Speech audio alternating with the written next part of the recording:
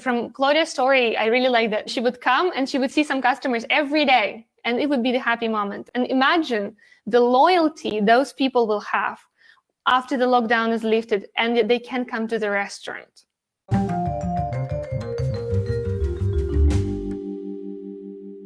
And that is something that Louise mentioned before. It's being elastic.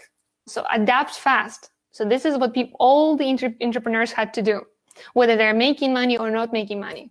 In this case, in the story that I want to share with you, it was pretty serious because Claudia Duting is the owner of a vegetarian sushi restaurant, and she opened it in Amsterdam in January 2020.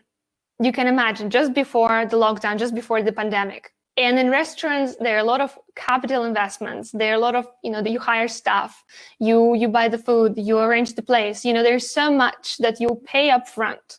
And of course, it was very surprising what happened next. So imagine a Sunday afternoon, the whole restaurant is getting ready for the evening shift, for people to come and enjoy good food. The chefs are working hard in the kitchen, preparing things that will be served tonight. And then all of the waiters are in-house, ready, preparing their tables and outfits, and everyone is excited. And then suddenly, half an hour before she could open the restaurant, she received a governmental order that all the restaurants in the country had to be closed. How devastating is that? What do you tell your team? What do you tell your customers who had reservations? What do you do with all the food?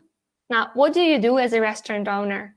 So basically, on Sunday, they could not open the restaurant anymore.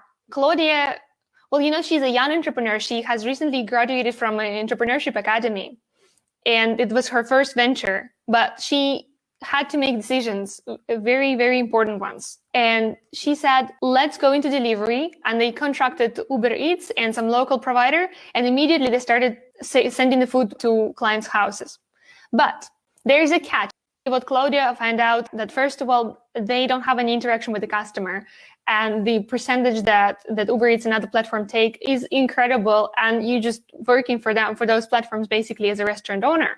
So what they did is they started activating their local community, their customers that they already had contacts with. They set up a WhatsApp chat that was always available for deliveries, and they just started delivering their whole team, all the waiters and all the chefs, and Claudia herself. They started coming out to her customers, and they even included the pre-order on her website. So basically, people could pre-order a week in advance or a day in advance what they would want for lunch, which allowed them to also balance their sales. So they can predict what the sales would be like, which was really clever move.